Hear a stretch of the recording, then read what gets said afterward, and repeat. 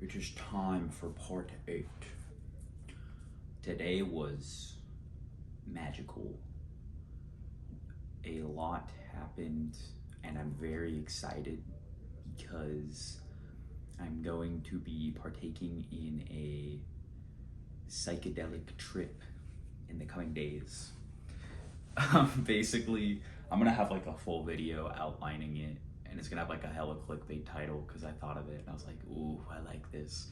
But I'm gonna kind of talk about my whole process for preparing for it and all that in that video. But I'm gonna do it Monday, kind of like evening into night, and I think it's going to be very, very interesting. I'm using a mushroom chocolate bar, which I've never used before, so it could not really hit at all. I mean, I think it's gonna be pretty strong. I'm planning on eating the whole thing, so we'll see what happens. But if it's a good product, it's technically legal right now. I mean, it's technically illegal, but for some reason it's able to be sold online. So if that's like a solid trip, then I'll just order that, and that'll be my source of psychedelic experiences. So I'm really excited about that, but more on that later. One thing that I have been wrestling around with lately is what I call the divine plot, which is kind of, everything happens for a reason and God's plan, I guess. But it really like there is some divine source that is arranging things in a way for things meant to happen in a certain way, and the best thing that we can do is just kind of let that happen to our own ability. So I think going forward, I really just want to focus on my internal and improving myself and letting those things take place, because there's some reason for all this happening. At this point, I don't believe in coincidences. I mean, I've always, believed in everything for a reason, but to an extent, there's like weird anomalies that occur.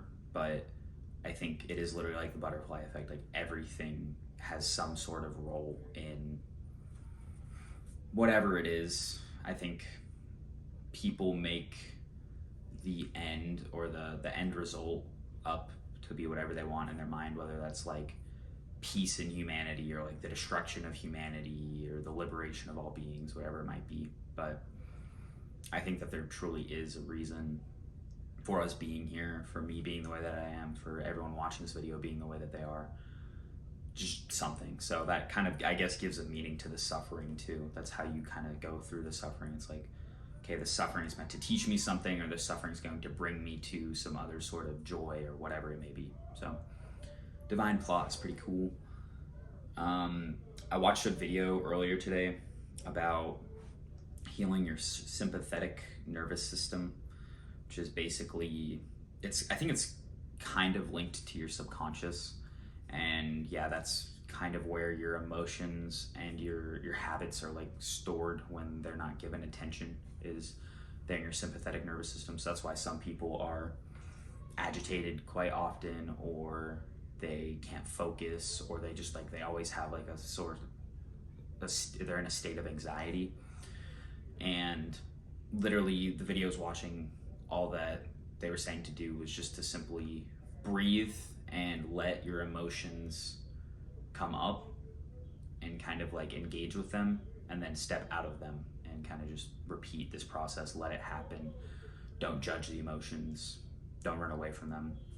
So I think I will take this as as an addition to my mindfulness process. I don't know where I sit with guided meditation. I don't know how much I'm gonna do for the next bit, going into my next topic in a second, but I will start with the breathing and kind of calming the mind. I think I'll start with like journaling, just to kind of try to get some of my mind, the stuff on my mind, off and calm myself. And then I'll move into the breathing for probably like 10 minutes, and then I'll get into the actual meditation and see how I feel about that. One thing I didn't write on here that I did want to talk about too was touching on the old habit thing again. I think from what I read, there is kind of an actual phenomenon with that, where when you are changing your old ways. And for meditation, that's like a really big way of doing it, because you're literally like deconstructing old thought patterns and putting in new ways of experiencing the world. The old you or the old habits really come in pretty forcefully, and they show up.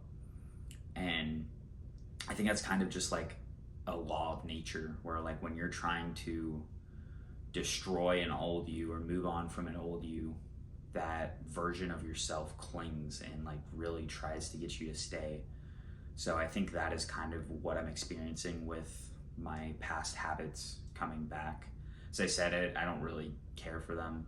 Like if I'm engaging in them, whatever, I know they're gonna go away. And they're definitely not as destructive as they used to be, because I don't let them. But it's kind of cool to see that that's almost like a scientific, natural phenomenon, and helps me kind of understand it better. And even today, I did a better job of recognizing and not feeding into those habits too. Next thing, this one is super interesting too. I started watching this new guy on YouTube named Master of the Universe, I think.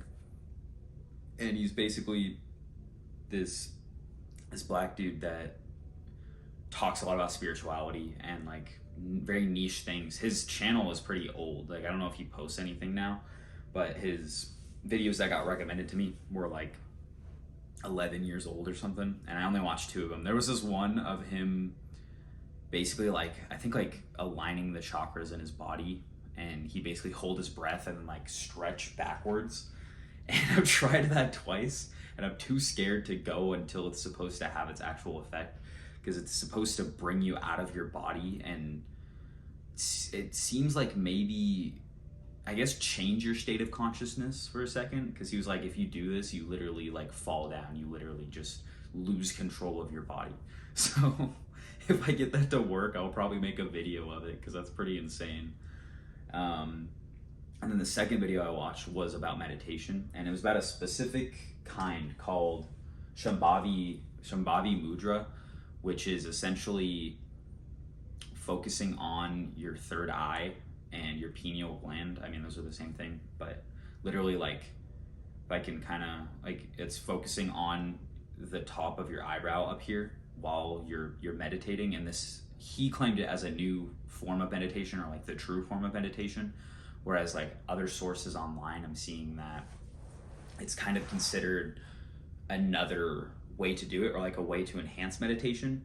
So I'm definitely going to try it, because it does seem like it's an easier way to kind of clear thoughts. And there is even some spiritual proof that it has a different effect, because he was saying this is where your consciousness is centered, which, you know, kind of makes sense, because it's like our eyes are what like see and perceive things, but our consciousness is definitely somewhere else. It's not in our eyes. That doesn't really make sense.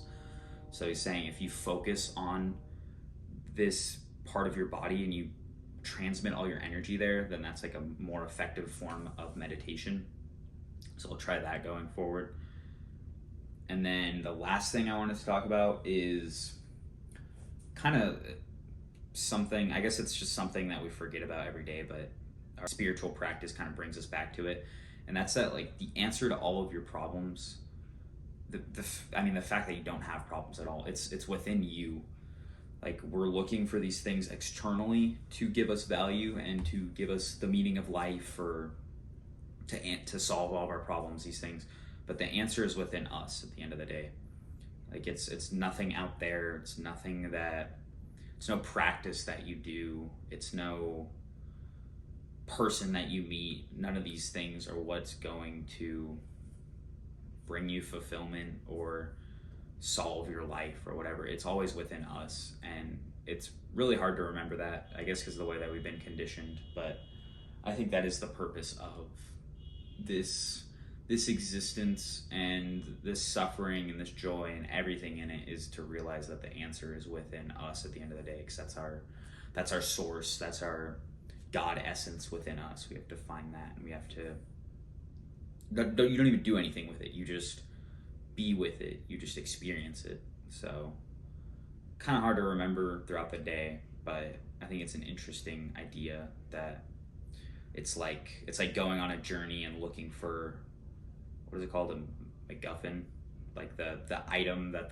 the hero's looking for, when the whole time it was in their back pocket or whatever. So yeah, pretty good day. I'm pretty happy, and I will see you tomorrow night. Look at these cats, bro. These cats are so freaking cute.